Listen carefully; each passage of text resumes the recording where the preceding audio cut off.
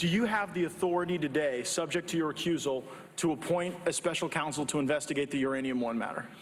I believe I do. I have the authority, yes, and the duty and the responsibility to make that decision. Congressman Matt Gaetz putting Attorney General Jeff Sessions in the hot seat. Yeah, the Florida representative demanding answers on the probe into Hillary Clinton's ties to Russia and the Uranium One deal, and he joins us live this morning. Congressman, thanks so much for coming on today. The first thing I want to say is that certainly Mr. Sessions yesterday showed his independence from the Republican Party and from the president, but what did you make of his answer when he said that just because this looks like something doesn't mean it necessarily has to get investigated?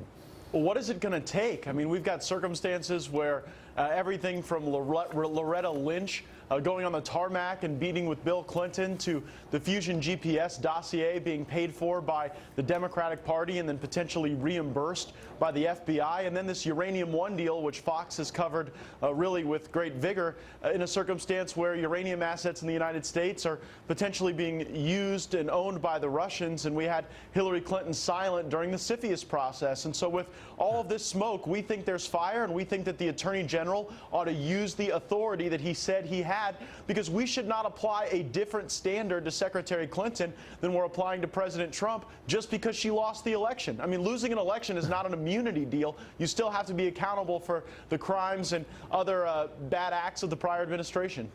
Representative Gaetz, I think a lot of people in this country are frustrated with the lack of answers, so to speak, and I'm sure you guys are as well. How frustrating is it for you when you go up there and you're trying to get these questions answered, and for a lot of the times you're not?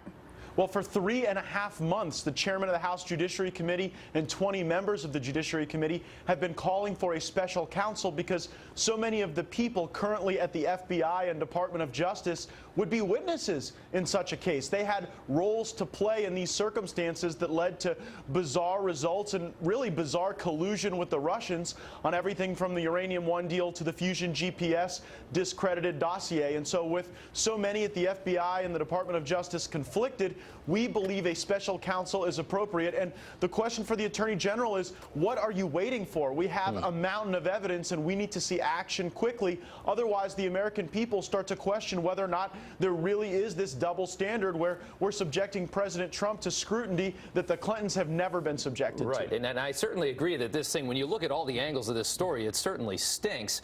Let me ask you something. I mean, Mr. Trump got his own investigation into Russia. Do you think there's more smoke on Hillary Clinton and allegations against her than there was against President Trump? Well, we're 6 months into an actual investigation of President Trump, and all that seems to exist is that you've got bizarre financial transactions from like years before Donald Trump even contemplated running for president.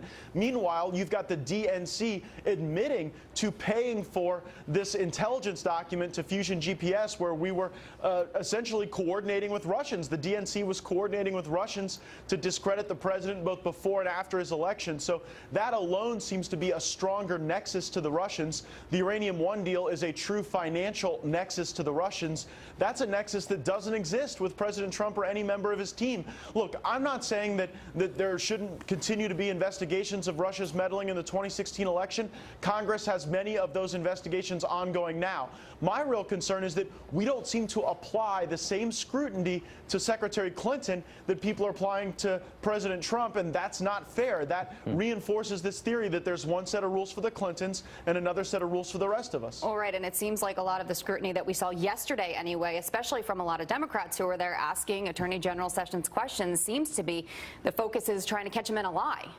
You know, I don't remember every single meeting I've had years ago. That seems to be the, the standard that they want to hold Attorney General Sessions to. And I think he did a really good job pushing back on Democrats who, were trying to say things were inconsistent when in reality, there's just a different recollection of events at different times. And frequently witnesses need their recollection refreshed. That happens in trials all the time. And so I thought he did a really good job there. And look, the Attorney General's doing a great job in a lot of areas, from immigration to free speech on college campuses, but for some reason he's dragging his feet on the appointment of a special counsel, and it's leading to this inequitable application of justice, and there is no rule of law when you don't apply the law equally. And here it's not so, because you don't have the same scrutiny for Secretary Clinton that you seem to have for President Trump. Yeah, well, it certainly seems that way, and it could be just because she simply didn't win, and she's not really that important right now. So we'll see how this turns out.